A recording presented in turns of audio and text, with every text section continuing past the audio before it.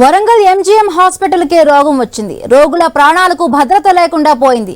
ఒక్కసారి పెచ్చులూడి కింద పడడంతో కలకలం రేగింది. హాస్పిటల్లోని సర్జికల్ వార్డులోని పైకప్పు పెచ్చులు ఊడిపోయాయి. హాస్పిటల్ శిథిల వ్యవస్థకు చేరుకున్న మరమ్మతులు లేవు. గతంలోనూ ఇలాంటి ఘటనలు జరిగాయి. దీంతో ఎంజీఎం హాస్పిటల్ కు వచ్చే రోగుల భద్రత గాలిలో దీపమనే చర్చ సాగుతోంది.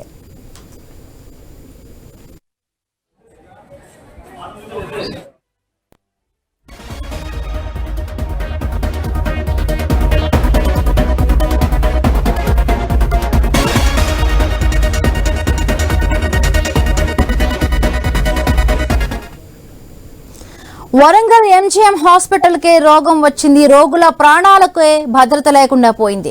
ఒక్కసారిగా పెచ్చులూడి కింద పడడంతో కలకలం రేగింది. హాస్పిటల్లోని సర్జికల్ వార్డులోని పైకప్పు పెచ్చులూడిపోయాయి.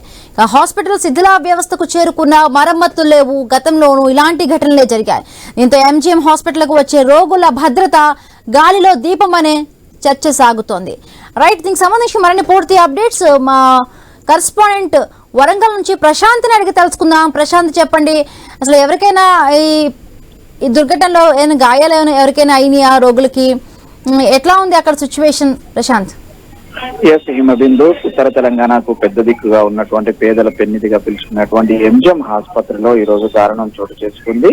ముఖ్యంగా ఎంజీఎం హాస్పిటల్ కు గుండెకాయ లాంటి సర్జికల్ వార్డులోనే పెచ్చులు ఊడిపడడంతో ఒక్కసారిగా సిబ్బంది, అదేవిధంగా రోగి బంధువులంతా కూడా ఆందోళనకు గురయ్యారు.